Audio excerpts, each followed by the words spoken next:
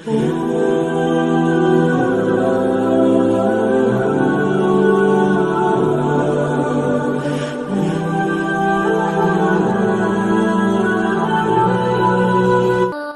jamaah kaum muslimin wal muslimat rahimakumullah. Baheula aya hiji jelema ngaranna Abu Nawas di zaman Raja Harun Ar-Rasyid. Aya jelema di zaman Abu Nawas nyana boga imah. Tapi nyana bebeja ka Abu Nawas, mama Abu Nawas, abdi boga imah cenah ieu, tapi rarupa perasaan. Di imah teh teu jembar.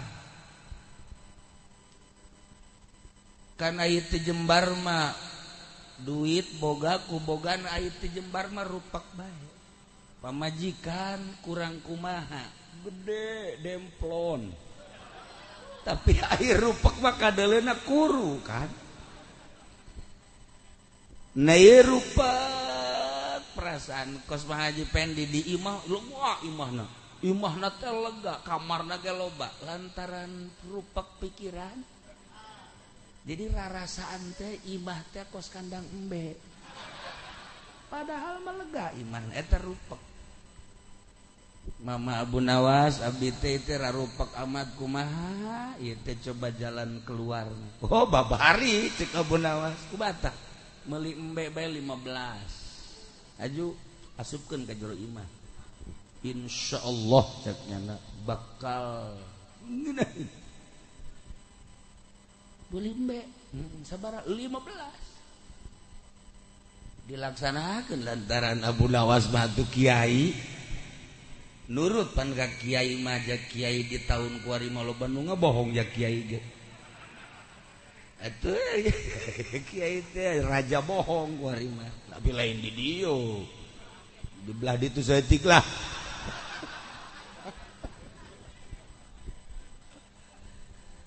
Akhirnya nurut ka kiai. Ka Kiai Abu Nawas meuli embe nyana 15. Cangcangan ku nyana di jero imah. Waktu ngising didinya kiih didinya embe geus menang sapeting kaduana oh caknya pohar amat tuh tambah rupak teu tambah embe 15 atuh bebeja deui ka Kiai Abu Nawas kiai kumaha imah aduh masyaallah tadi mah cenah cekna rada ngeunaheun be can aya embe mah barang aya embe mah kuari rarupekna tambah. Bah gampang meuli bebek. Aju teu di jero kamar. Akhirna meuli bebek nyana.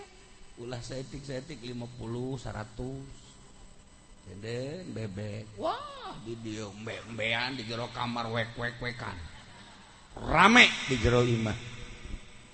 Menang sapoe dua poe bebeja deui ka Kiai Abu Nawas.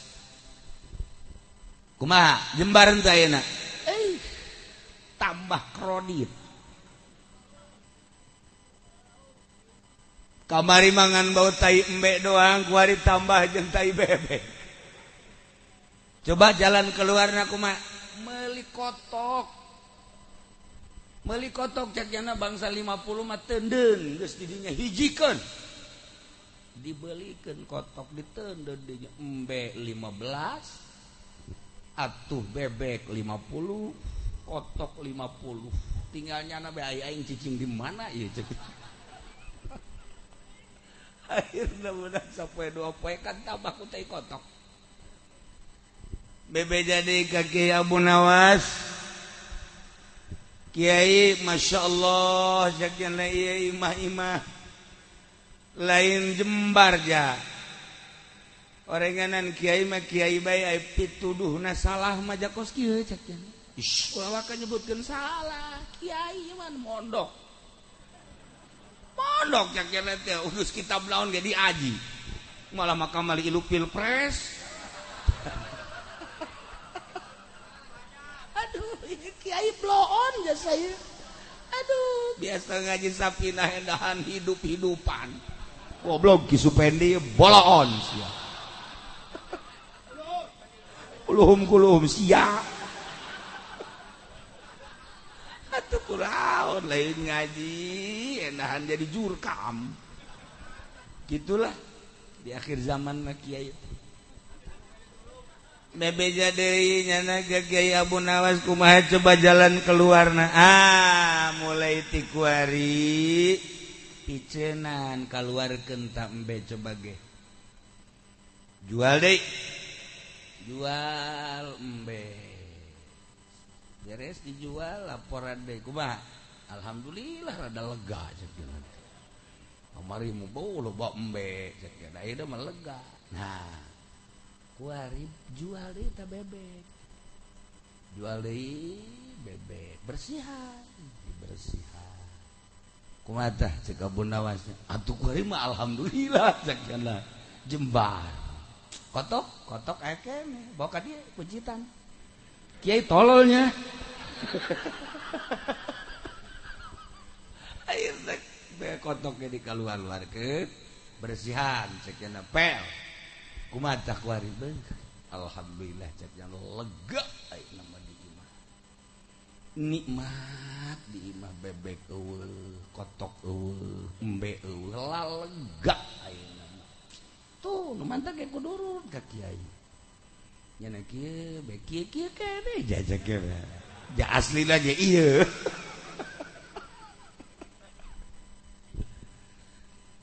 bebeja deui ka Kiai Abu Nawas ieu mah balik deui cek jana ka aslina ai maneh dasar bodoh eta teh lain sakadar sakitu tafsiranana hayang jembar teh kumaha urang ngasupkeun panyakit ka jero imah urang nu ngaluarkeun panyakit ke urang urang teh dijadikeun jelema jadi pedagang dek ngamajukeun dagangna urang dek ngamundurkeun dagangna urang urang jadi pamarentah dek ngamajukeun ke pemerintahan urang endek ngabok-brokeun pamarentah ge urang urang jadi kiai dek ngasup-ngasupkeun masalah ka jero hate urang dek ngajembarkeun hate ge urang horeng hirup teh kumaha urang jadi lamun urang kurang bisa nah ieu hirup bakal kajungjung kadorong terus ku kahayang-kahayang nafsu maka tugasna urang mimiti ngaji geus ngaji make tapi di jero make nu kudu dibersihan teh ieu kolbu urang sebab kadeuleu nama salat make sorban make jubah horenganan hayang ka alem lah sok lo ngomong sia ieu make jas ge lain sajas-jasna hayang laku hayang laku tah kadeuleu masih gazikiran horenganan aya maksud-maksud nu lain katingali nama maca Quran horenganan aya muatan-muatan anu lain katingali nama nyeun pondok pasantren horeng di jero nama endek neangan proposal iyalah nu kudu dibersihan kumaha urang ilmu diasupkeun ku urang dibersihan ge ku urang kitu ku bage sanajan imah gedong agrong tapi ku urang dieusian ku berbagai masalah-masalah anu rupek di jero imah sakumaha di penjara urang boga mobil mewah AC na ge tiis anggeus geus tatiis tapi ternyata ditumpahkan ku Haji Pendi mahareudang hiji hutang ambalaya bebeja kaku lagi nikmat cenah kiai hirup kunaon emang hutang nu laletik mah geus dibayar tinggal nu gede atuh ngaranna tah teh tah nomor kadua pamajikan geus eueuh nikah hayang gasa babahra awewe can ditarima keneh bae dagang ambruk bae ieu mobil sakitu mewahna asena tiis ge hareudang coba orang Jambe anu hirupna susah tetapi teu boga masalah naik angkot haju di jero angkot ge loba ambrang-ambrang tapi teu boga masalah hutang teu boga pemajikan di imah bahenol baik jakna ieu masyaallah ya angkot tiis amat padahal mah hareuda AC eueun teu tiis jakna ieu angkot nah iyalah jadi permasalahan tiis jeung hareudang tergantung kalbu urang waliullah mah waliullah di tengah-tengah terik matahari sanggup make jas 2 lapis ku sebab naon tiis hatena ya ieu mah lain jas-jasna ieu mah tiis hatena tiis kana awakna tapi urang mah urang ye kulantaran loba masalah maka boro-boro make baju kandel baju ipis ge masih keneh karasa hareudang keneh iyalah hiji nasihat di Abu Nawas nyontokeun kana imah ternyata horenganan imah malah sakadar saung hungkul nu jelas mangeusian imah rek bagus rek goreng imah tergantung diri urangna komo imahna bagus cara ieu aju urangna sehat aju pikiran urang sehat kolbu urang bersih atuh ieu mah sorga ngaranna ieu mah sorga nah gitulah para jamaah kaum muslimin wal muslimat rahimakumullah loba nu ka imah boga pabrik orang Korea boga pabrik pepegatan jeung pamajikanana kurang kumaha mewahna pabrik atuh dunia teh kurang kumaha tapi pepegatan jeung pamajikanana aya pejabat geus teu kudu dicaritakeun luar biasa bela nah ka imah pepegatan jeung pamajikanana kurang naon gagah aya di nyana sugih aya di nyana jabatan aya di nyana tapi pepegatan ka imah ngan sakadar ngeluh jeung ngeluh bae tapi barang haji supari mah datang seuseurean bae nya mah boh atuh asal boga jamaah 50 bae terbang nya mah senang we nu aya itulah para jamaah kaum muslimin wal muslimat rahimakumullah kalbu urang nu penting kudu dibersihan henteu saha ngabersihan hate mah apakah urang petani apakah urang pejabat apakah urang karyawan apakah urang kiai lamun geus kalbuna bersih dunia terasa nyaman kapanggih jeung saha bae ge indah kadeleuna pamajikannya padahal mah hideung putih kadeleuna sebab masalah tapi lamun urang boga masalah pamajikan bahenol putih kadeleuna hideung jadi eta urang memandang pamajikan ge tergantung diri urangna lamun diri urangna hatena sehat pamajikan masyaallah gelis amat cek urang ge masyaallah padahal mah menyon iyalah para jamaah kaum muslimin wal muslimat rahimakumullah nah jadi ieu geus si imah teh imah mah hanya sebuah bangunan nu penting aya rohna imah adalah nu ngeusi imah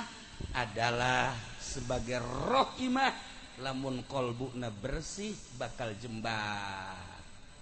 bakal lapang bakal tenang mantap urang doakeun nu bakal ngeusi imah ieu putrana ngaranna Syukri Hazami mudah-mudahan dibere tentrem dibere adem dibere bersih hatena kan aya geus bersih hatena mah nyana bisa ngadidik kurang dieu nyantuni yatim piatu jeung sajabana jelema loba nu sugih tapi mumusuhan jeung yatim piatu musuh na yatim teh peureum nya pan aya Haji Supari mah asal na yatim we nah iya geus umur sabaraha ieu neng masyaallah umurna ieu sabaraha yatim nya asal aya yatim parawan ditanya ku nya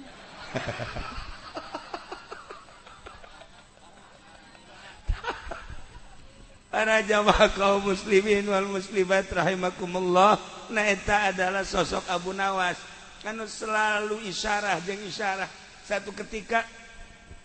nyana ngomong di unggal daerah, cek nyana, kaula adalah seorang manusia anu membenci hak, anu mencintai fitnah, jeung kaula leuwih sugih tibatan pangeran. Ambo tasi ngomong teu kira-kira ditonton ku jelema, coba kiai coba ngomong deh ya. Kaula adalah manusia anu dikiaikeun ku batur, benci terhadap hak, mencintai fitnah, jeung kaula adalah leuwih sugih tibatan pangeran. Waktu genjleung di lembur genjleung asal ceramah kos kitu, asal ceramah kos kitu. Ayeuna dilaporkeun ka raja, raja aya kiai teu beres ya kiai. Kunaon gitu? Atuh ngomongna membenci hak, mencintai fitnah, jeung nyana nyaritakeun leuwih sugih tibatan pangeran. Ieu mah kudu ditangkap kiai. Tangkap. Akhirnya Kiai Raja Harun Ar-Rasyid ngutus utusanana supaya dibawa ke istana. Dibawa ditangkap jangan teu lumpat. Kiai Abu Nawas begitu ditangkap teh lumpat malah ngangsongkeun leungeun. Borgol saya. Kula kita mah tadi ngomong teh MCI ge tangkepeun sebenarnya. MCI 2 tangkepeun itu hiji-hiji. Laporkeun ka Kapolres lah. Tah. Akhirnya ditangkap, dibawa. Boh, masyarakat Surak dantaran aman lamun geus eueuh Kiai Abu Nawas aman. Sebab bahasana teu ngeunaheun. Mengundang fitnah ieu bahasa, bahkan ngamurtadkeun. Cilaka ieu mah Kiai model kos kieu. Akhirnya nyana diinterogasi, ditonton ku masyarakat. Saudara yang bernama Kiai Abu Nawas, betul saya Abu Pendi saya. Lahir di mana? Saya Solear lahir. Oh, dengan monyet itu adik kakak saya. Cuman saya tidak berbuntut. Sial tah Haji Pendi. Saya Abu Nawas. Betul kamu nama Abu Nawas, betul. Betul kamu berbicara bahwa masyarakat laporan bahwa Anda berbicara membenci hak. Betul. Kunaon mana ngabenci hak? Lain kula bae. Sa nu ngabenci hak termasuk Tuan Raja. Ya. Sia ka aing goblok. Lain kula bae bahkan Tuan Raja sangat membenci hak. Ulah macam-macam sia cek raja. Ini borgol sia. Borgol kula. Kula di borgol raja ge kudu di borgol. Kan sia ngalawan ka aing. Nu bener sia ieu, nu bener coba. Bener sia membenci hak, bener. Naon hartina? Hartina hak eta adalah paeh jeung kuburan, jeung siksa kubur. Eta hak. Eta hak ngaranna.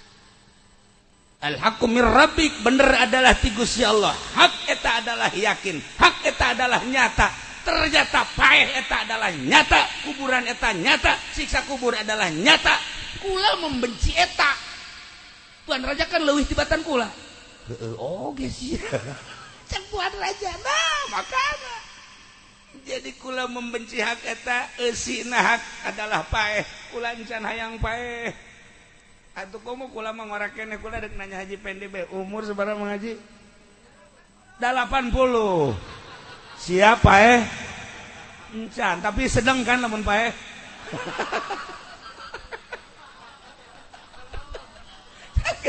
Didoakeun ku urang dia lain dek dikawinkeun. Wah, teu beres urang dieu tah. Nah, ieu jadi hak eta adalah paeh. Urang geus nyaho nu sugih paeh, anu susah mah koit, bupati ge maot, RT mah modar,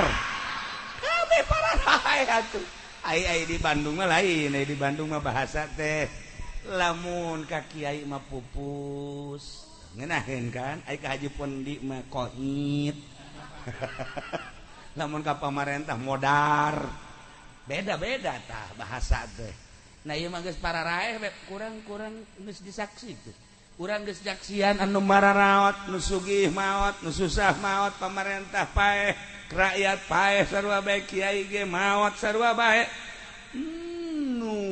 kolot paeh budak paeh kadang di jero keneh berarti hak tapi tetep bae urang seakan-akan henteu percaya bahwa urang bakal paeh kok bisa kos kitu nyatana kolot ge boga HP-na 2 biasa sempet WA-an segala miskola dzarratin syarrayaro miskolan iya kan tanda bahwa nyana teh teu percaya bahwa dirina bakal paeh dia anu percaya jeung yakin dirina bakal paeh mah dia moal wani kolotna kudu WA-an jeung jahe naonan nah ieu tanda jelema blon teu percaya kana bakal paeh boro-boro naon diri urang di masjid mah di masjid salat hampir teu betah wiridan teu betah salat sunah teu betah komo zikiran maca sholawat mah teu betah tapi di hareupeun televisi mah berjam-jam betah jasa nah iyalah tertanda urang teh hampir teu percaya membenci hak kitu keneh urang geus maot urang seri nganterkeun mayit ka kuburan ya Allah ya Rabb imah nu sakieu agrengna imah nu sakieu gedena isuk pageto bakal ditinggalkeun kan ku urang kurang hanya semeter leuwih saeutik kumaha jangkung pendekna bae di haji pendek geus ngajengkalan sorangan ngono mah ka sabaraha haji jengkalan nah iya eta imah urang nu aslina makan eta tetapi hampir orang siga nu henteu percaya bahwa orang teu bakal kitu di antara kadeuleu teu percayana di lembur kos kieu ge di lembur kos kieu ye lembur imah leuweung nu mabok ambalaya baheula mah urang mun nyarita nu mabok teh di Grogol baheula teh urang mun nyaritakeun anu mabok nu zinah teh di Cililitan mun di Bandung mah tuh di kebun kelapa Cicaheum kuari mah di Jambe di handapeun tanggal Jambe malah eta nu mabok nu zina nu judi di mana bae Masya Allah karim ingat kula maka Gus Dur bae ketika era globalisasi HP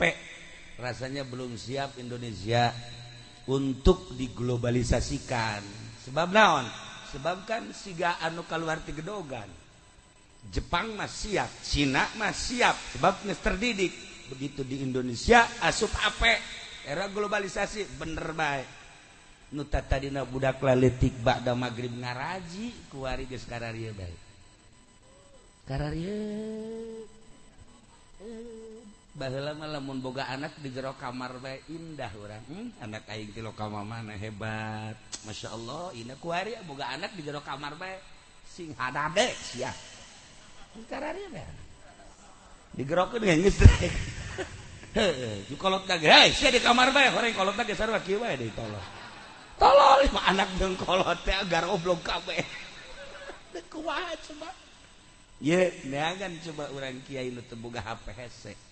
neangan ku baca tokoh masyarakat nu teu boga HP hese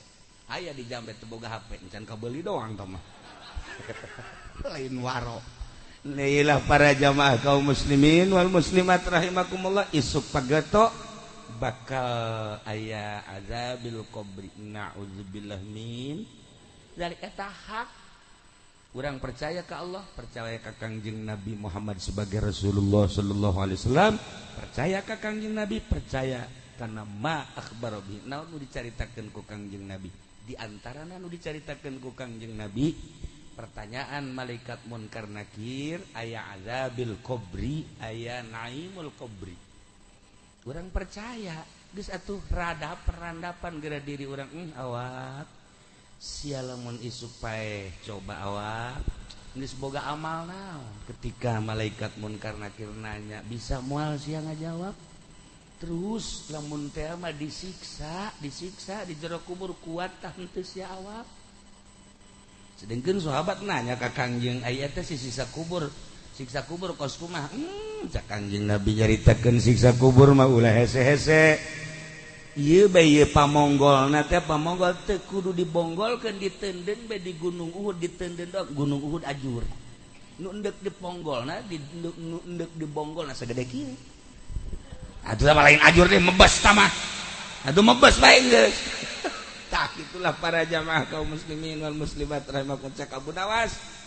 jadi kula membenci hak Tuan Raja leuwih oh ai kitu mah heuh kula ge ngaku makan nomor kedua maneh cenah ngomong bahwa maneh teh adalah mencintai fitnah bener tante bener kunaon fitnah maka dicintai fitnah mah kudu ge jauhan sina fitnah adalah al-mal wal banun zinatul hayatid dunya harta jeung keluarga sebagai zinatul hayatid dunya eta teh ngaranna fitnah fitnah teh harta fitnah teh keluarga kula mencintai harta mencintai keluarga Tuan Raja leuwih tibatan kula mencintainya lumantak wali presiden toh-tohan ge mun dicaritakeun ku kula geus jauh moal waka memeh pilpres geus caritakeun insyaallah ke bakal dicaritakeun deui perjalanan seputar pilpres kitu-kitu bae pemenangna geus dibejakeun sekolah pilpres telah selesai padahal mah milih ge encang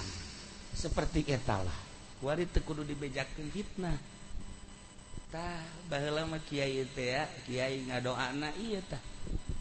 Allahumma inni as'aluka fi'lal khairat wa tarkal munkarat wa hubbal masakin wa idza aradda bi ibadika fitatan faqbidni ilaika ghairu maftunin eta doa para kiai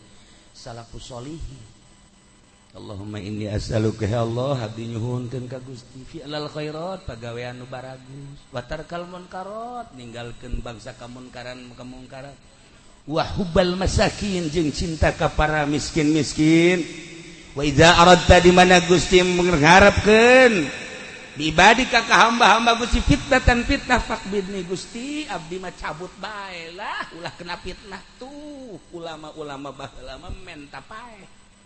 ketika aya fitnah kuari di aradu santri jeung santri kiai jeung kiai ustad jeung ustad eta teh sumber fitnah lamun kiaina bae geus ngadot kumaha masyarakat geus puguh tokoh-tokoh nu dilaluhur mah emangnya nama parantina jaya kitaban polisi jeung TNI jeung TNI nya mah biasa caleg jeung caleg ribut atuh biasa tah mah kuari makan kiai jeung kiai nah ieu adalah zaman fitnah nu bagus nama menta pae faqbidni ilaika ghairu maftunin ya Allah abdi mah cabut bae ulah bikin kadi fitnah kiai nage kiai kuari henteu lo gadoa eta usim fitnah teh malah manehanana malah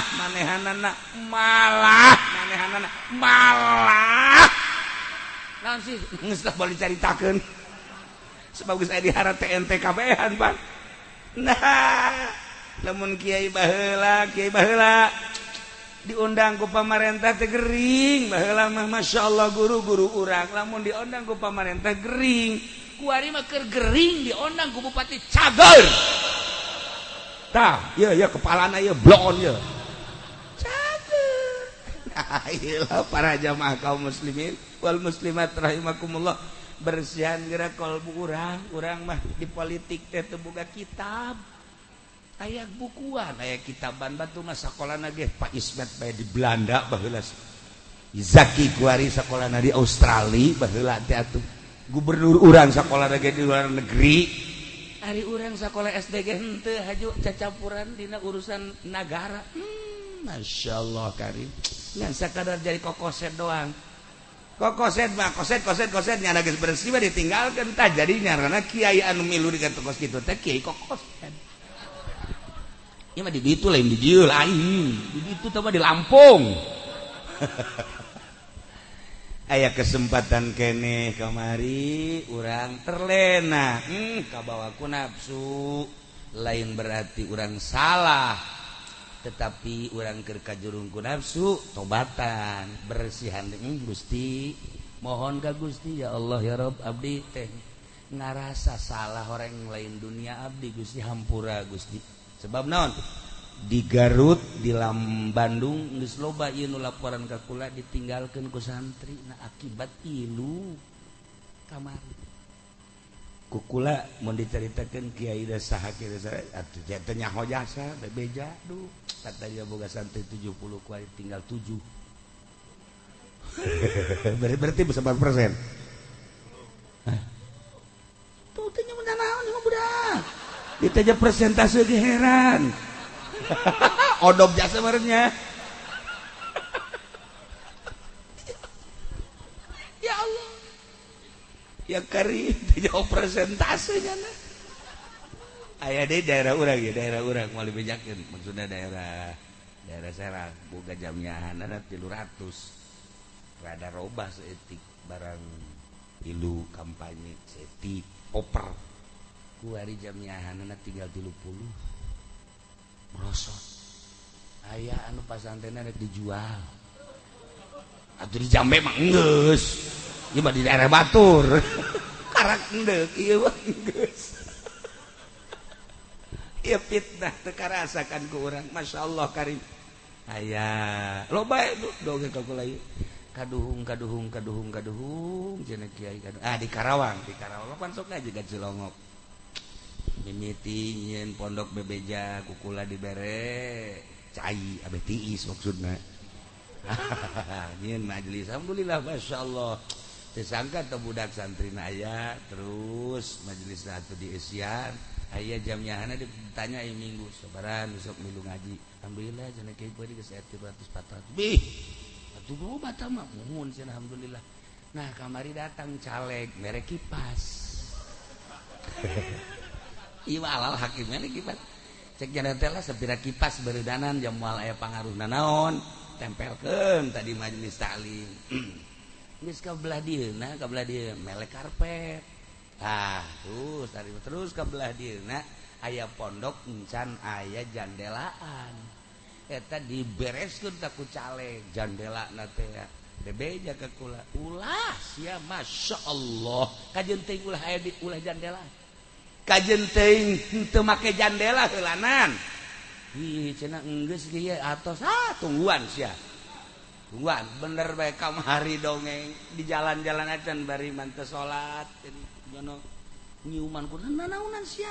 nanaonan aduh cenah kieu santri barali kabeh aju jamiahan teu daek kulik wah kula mah inget ka abah bae beuleum ta jandelana beuleum jandelana karpetna beuleum ih sia mah tolol ini Karawang mal bejakeun Karawang mana masyaallah mangkaning pernah dicarigin segala nah iyalah fitnah teu karasa sok geura seputar Cisoka aya nu bisa ngaji di Cisoka teh tapi set kena fitnah mal bejakeun kieu teh geuleuh nyaho Serang kamari datang ka ditu ka imah ya Allah ya Rabb kiai cenah kumaha ieu seputar fitnah ieu bae ge geus kos kitu henteu berarti gagal tobatan ka Gusti Allah ya Allah ya Rabb abdi teh kabawa sakaba-kaba ampura Gusti aya duit pilpres kamari asup ka dieu ka beuteuh menang sabaraha ngaji kamari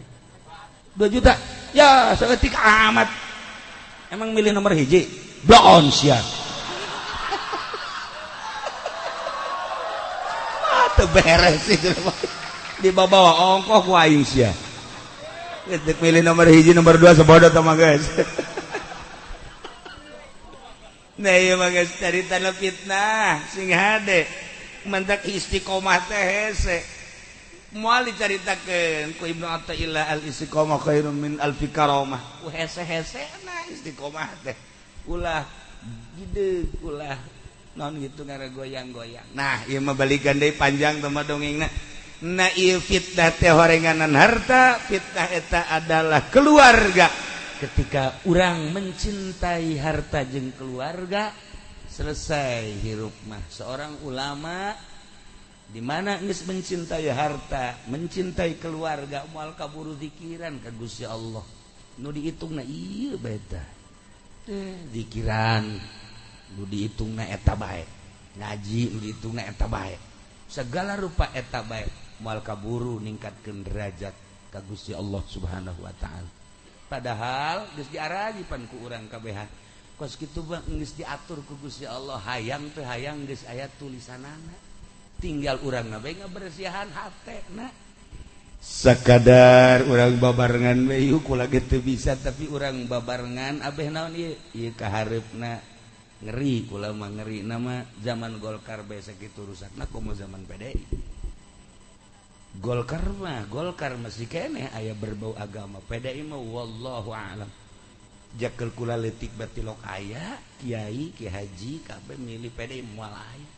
moal tanyakeun tah Pak Haji nu geus karolot anti baheula mah ka PDI teh ieu mah keur carita ieu mah geunsan pilpresna ge nah ku hari kiai ngadukung PDI ya deleukeun iya mah kumaha gitu kula mah mohon tak ngomong gitu ge lainna naon kahareup urang masih panjang urang masih ngaros sing hade nama ieu nu nyekel agama teh masyaallah iwal ti santri-santri salapi ya santri-santri modern masih gana hungkul nyekelan agama teh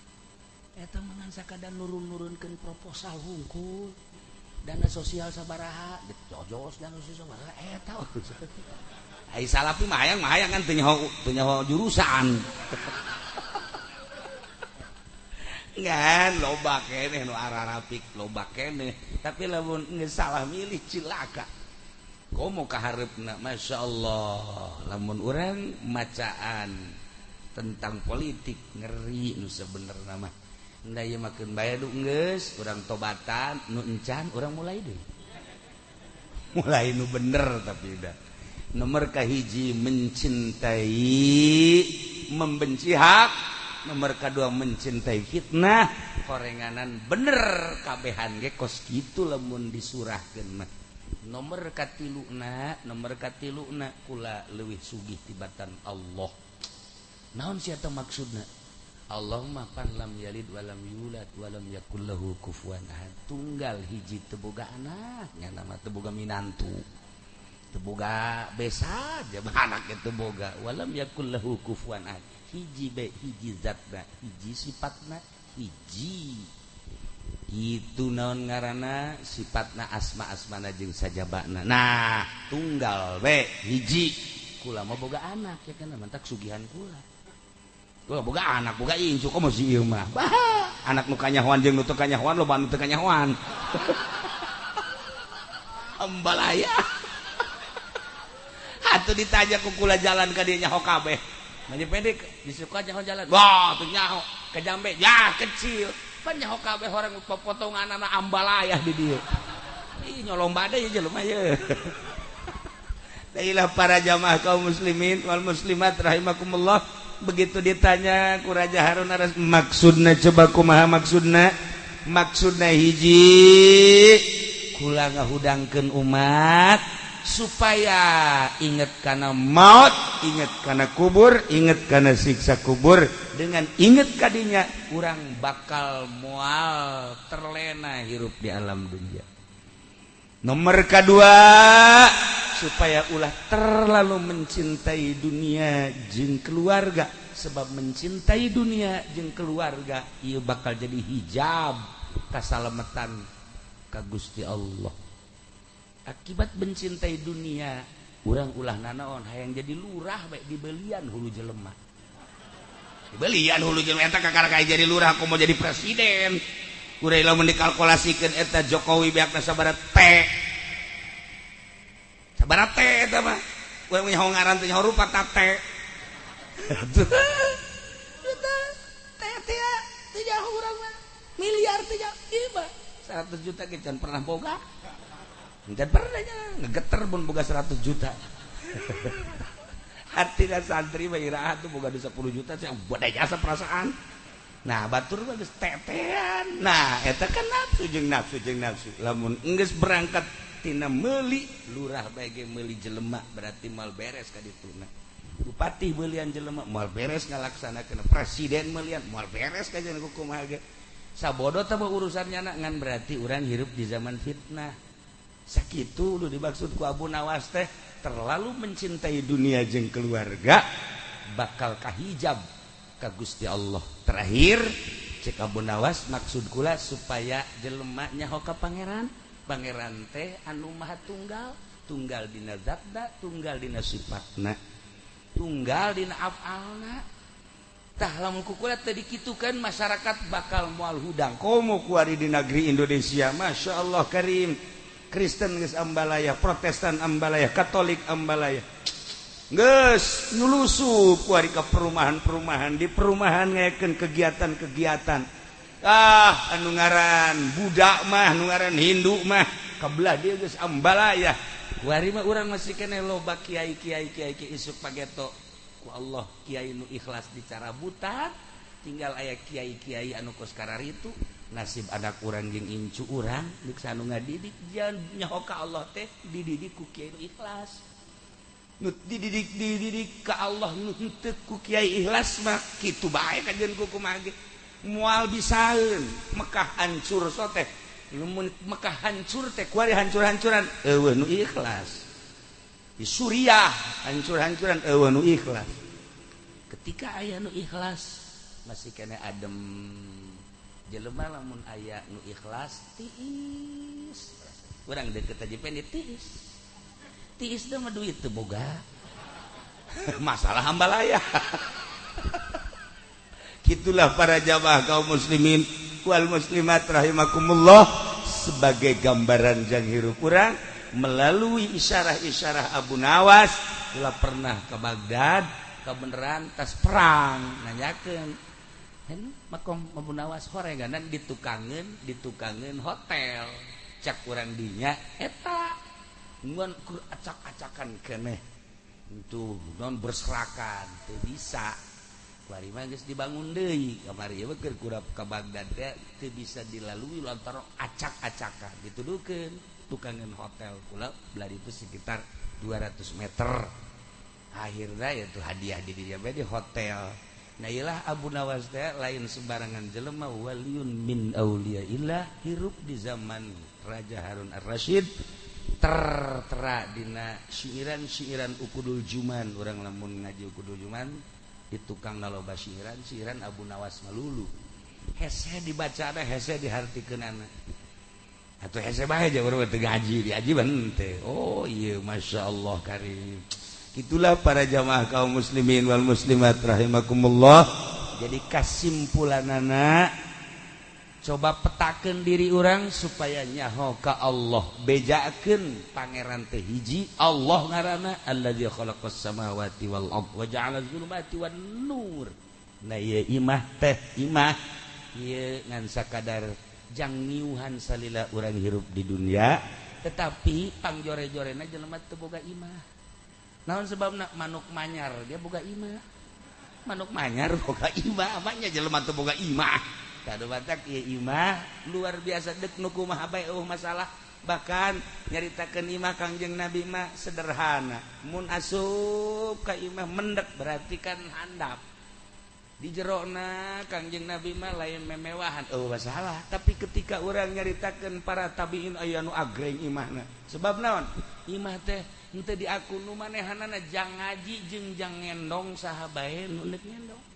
Masalah urang nyieun imah gede tapi jang ngaji. Nampung jang nu ngaji jeung nampung dulur-dulur anu neuk ngarendong oge nu musafir besi nu neuk ngendong. Nu mantak kula pesen ka Hazami di dieu nya besi aya rangda deuk ngendong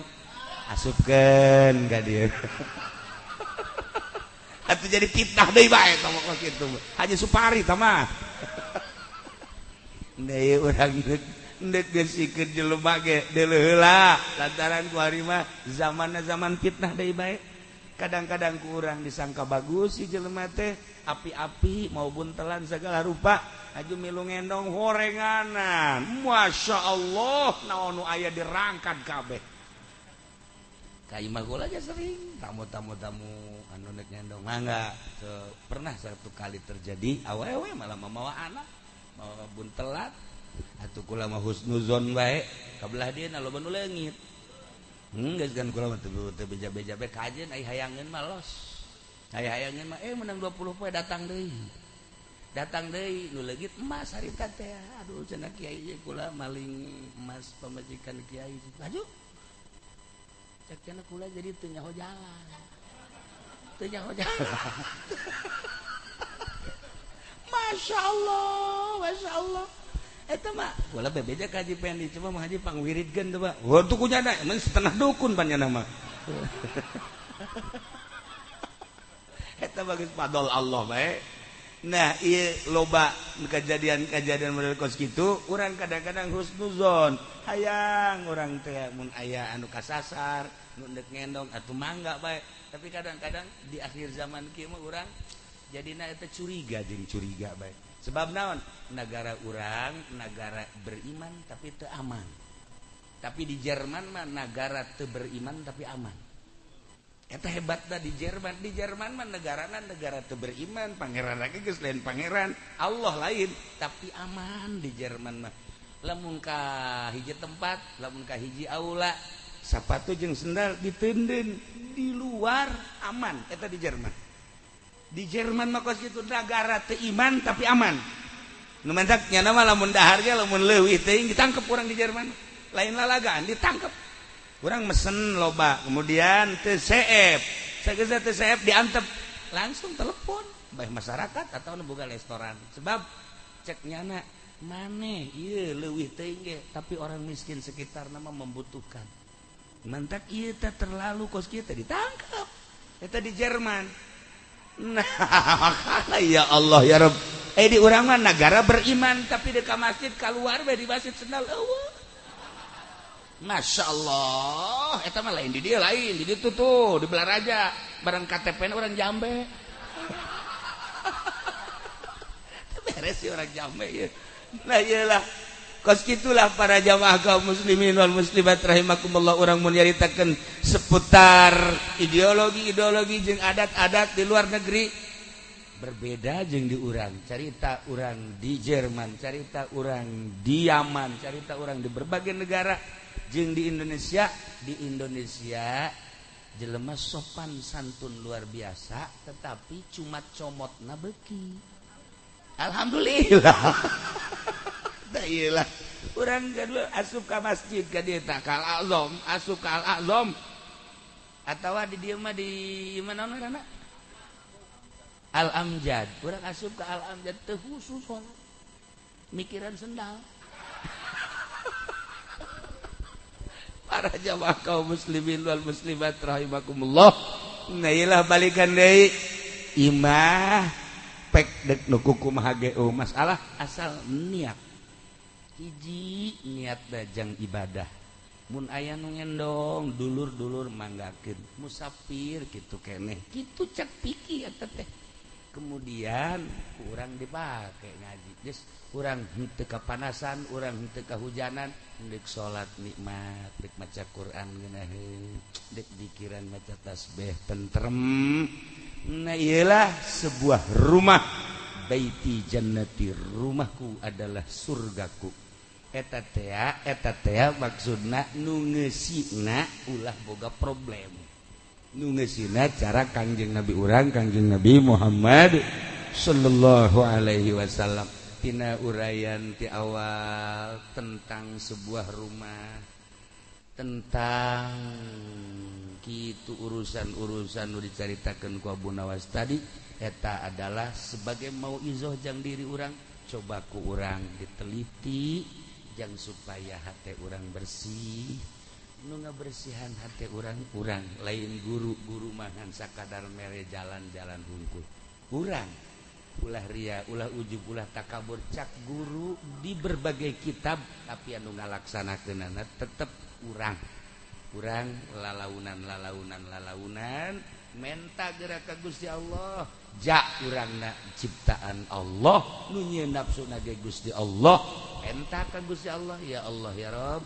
lapangkeun dada abdi bersihkeun coba hati abdi teh hayang ulah aya hahalang antara abdi jeung Gusti engkena bakalna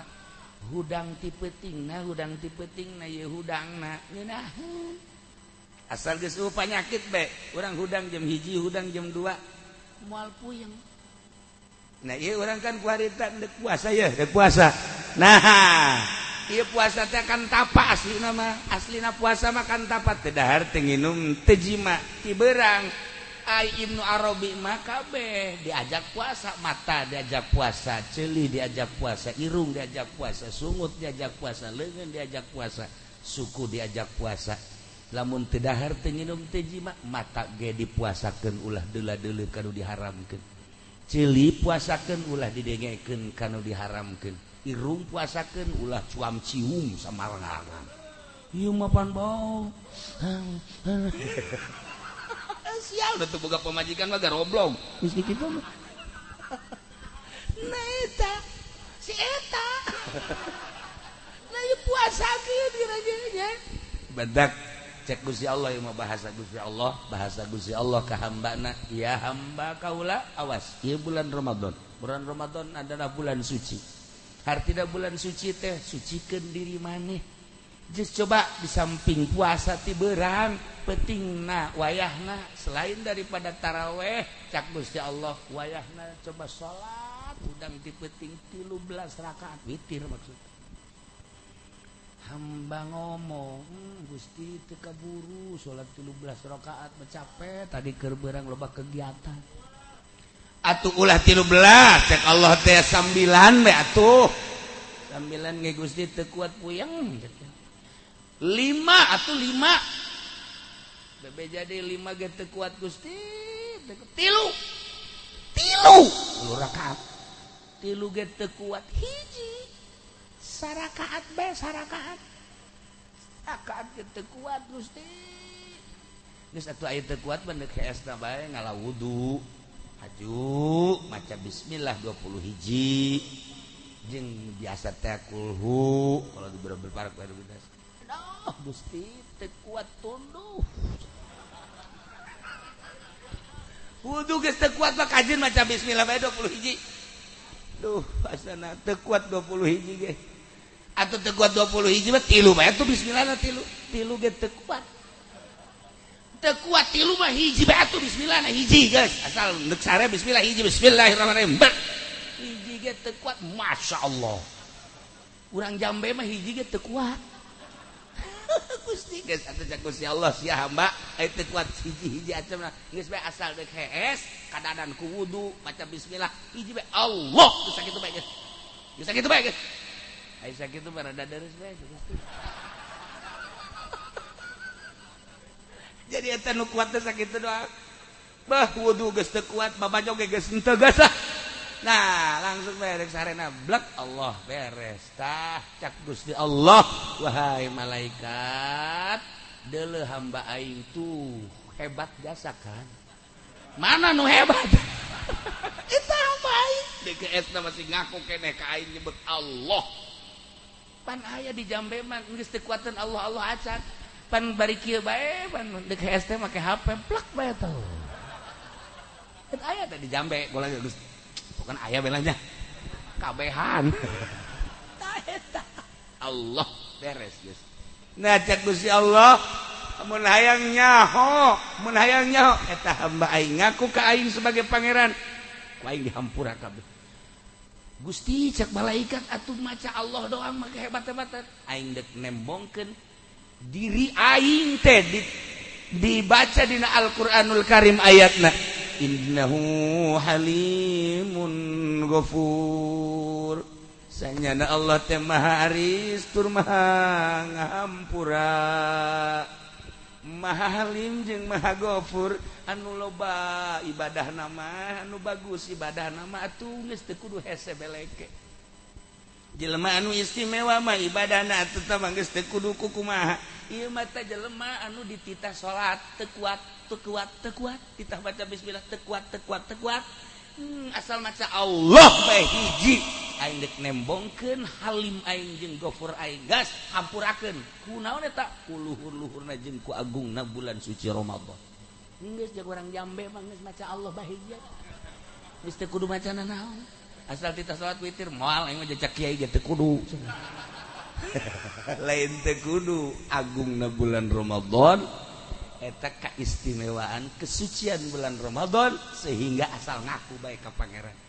kadanan ngatur urang cara para wali Allah mah dik sarete mandi wudu sila tafakur heula Gusti loba jelema anu sarete hudang sare haju lain hudang gitu lain hudang terus mau loba Gusti anu terus mau terus sarete mun abdi haju ayeuna sare terus maut ya Allah nyangakeun sadaya-daya mangga tama urusan Gusti daya Gusti mayuhyi wa yumit ngan hampura sakabeh dosa abdi mata abdi salilahirun tadi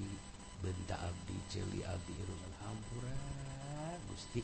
karak maca bismillah beres kulhu balak binas usapkeun ka awak haju ngigir kos urang di jero kuburan maca sholawat datang karep sare kos gitu terus saya baca salat urang-urang resep Allahumma sholli ala sayyidina Muhammad wa ala ali sayyidina Muhammad atau orang Ibrahimiyah atau munjiat atau nariyah nah terus we datang karep sare ke gundamna cara guru urang di Banjar Kiai Haji Musa guru kula guru urang kabehan di Banjar nya nama lamun gundam teh pun Allahumma sholli salatan kamilah wa sallim kana nabil eta gundam ke Malik teh gade Allahumma sholli salatan kamilah wa sallim berarti kan ngabiasakeun coba sih ya atuh nya nama ge tiung koneng Malik teh gade mun gundam kos gitu ayeuna para jamaah kaum muslimin wal muslimat rahimakumullah lamun abuya cidahu mah gundam teh ayat Quran ngana mah dibaca teh gundamna teh sare teh ke wa bali ala abudul ladzi fatarani wa ilaihi turja'un attakhidhu min dunihi alihatan batur mah gundam teh kos gitu kula boga babaturan di Bandung talar ukudul juman tabrakan tatabrak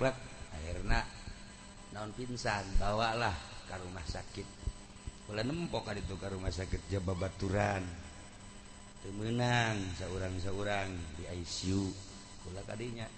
terus kadinya kitu keun cekel tanya gundamna baca bet ukudul juman dibaca bae terus saya mamanya qadin muqarrar qiraatul muqarrar ya ieu mau kudu juman sakulah teh masyaallah kan tah urang gambaran maot eta sarua ketika urang geus sakaratul maut nu kabayang teh naon nu diajar hate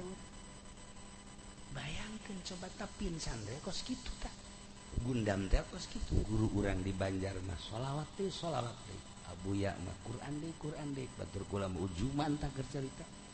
nah ieu urang kuari lamun dicabut nyawa naon nu bakal kabaca ku urang aya balak genep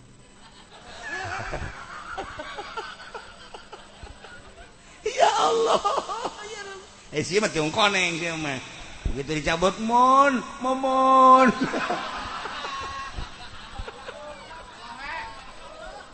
ya kari nah ieu mah jang bahan itibar urang sih hade sebab maot teh nyaho bae isuk bageto urang doakeun sakali deui ieu imah mudah-mudahan dibere teger jeung kuat nu ngeusina mudah-mudahan dibere teger jeung kuat tur dibere jembar hate ku Gusti Allah Subhanahu wa taala dere mangpaati imah bisa ngamangpaatkeun pangartina jeung hartana sehingga karasa ku masyarakat amin ya robbal ulah nyebutkeun sugih ka hiji jelema lamun hartana can pernah datang ka diri urang ulah nyebutkeun pinter ka hiji jelema mun elmuna can pernah datang ka urang ulah wakan nyebutkeun budayawan si eta lamun pemikiranna can dirandapan ku urang kitulah cek Kangjeng Nabi nyebutkeun ulah ngaku kana kasugihan mun sugih can karasa ku urang jeung sajabana kitulah sebagai qaedah mentak sing hade paharepna fitnah makin loba istiqomahkeun diri urang di jalan anu lurus ka Gusti Allah Subhanahu wa taala mudah-mudahan urang kabehan dibere wawuh jeung Allah dibere deket jeung Allah dibere dipiceun hijab antara urang jeung Allah sehingga urang maot husnul